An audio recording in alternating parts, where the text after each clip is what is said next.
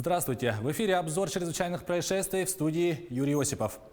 В Якутске женщина совершила разбойное нападение. Потерпевший рассказал полицейским, что знакомая, угрожая ножом, похитила из дома телевизор.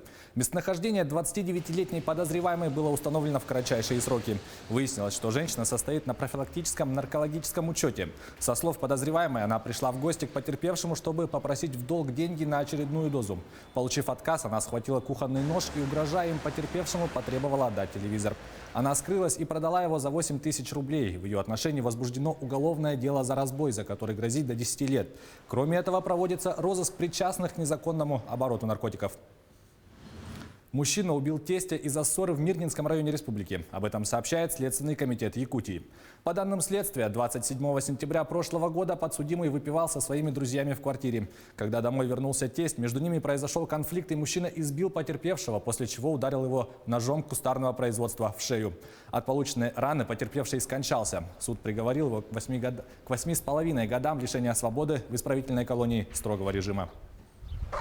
Похожий случай произошел в Верхоянском районе. По сообщению Следственного комитета республики, там 45-летний мужчина признан виновным в умышленном причинении тяжкого вреда здоровью, повлекшего смерть потерпевшего. Ночью 23 августа прошлого года в одной из квартир в поселке Батагай подсудимый после распития спиртных напитков поссорился с отцом своей супруги. На этой почве он избил потерпевшего. Не ограничившись руками и ногами, мужчина воспользовался табуретом. От полученных ран потерпевший скончался. В Следственном комитете отмечают, что ранее подсудимый уже был судим за причинение легкого вреда здоровью своей жены. Суд приговорил его к 10 годам лишения свободы с отбыванием наказания в исправительной колонии строгого режима. Жительница Якутска обвиняется в фиктивной постановке на учет иностранных граждан. По информации региональной прокуратуры, она поставила на учет по месту пребывания в принадлежащем ей на праве собственности жилом помещении иностранных граждан. Отмечается, что при этом их постановка на учет произведена без намерения предоставить им жилье, то есть фиктивно. Иностранные граждане по месту регистрации фактически не пребывали. В ее отношении возбуждено уголовное дело. Кроме этого, прокуратура Якутска вместе с уголовным делом в суд направлен иск о взыскании с обвиняемой незаконно полученных денег. Кредит за вознаграждение. Мошенники целый год обманывали жителей Красноярска, убеждая их брать на свое имя потребительские кредиты на покупку бытовой техники за вознаграждение. 4 обвиняемых обвиняются в хищении у граждан более 9 миллионов рублей.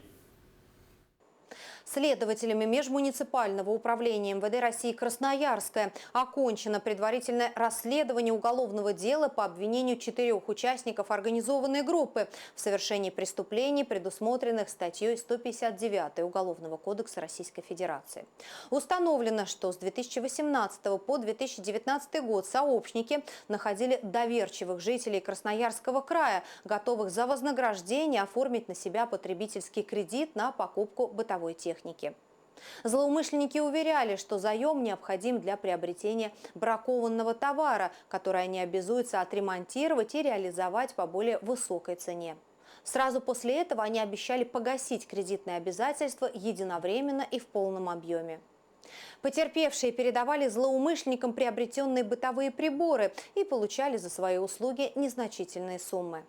Затем обвиняемые продавали технику, а вырученными денежными средствами распоряжались по своему усмотрению.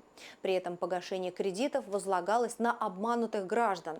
Для успешного оформления займов к противоправной деятельности был привлечен сотрудник кредитной организации, который вносил недостоверные сведения в заявку.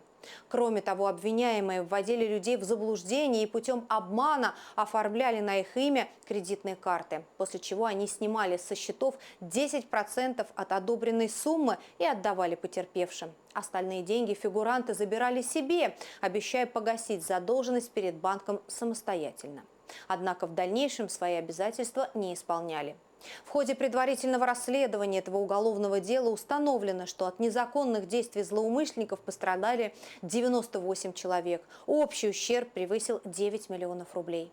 В настоящее время уголовное дело с утвержденным прокурором обвинительным заключением направлено в Советский районный суд города Красноярска для рассмотрения по существу.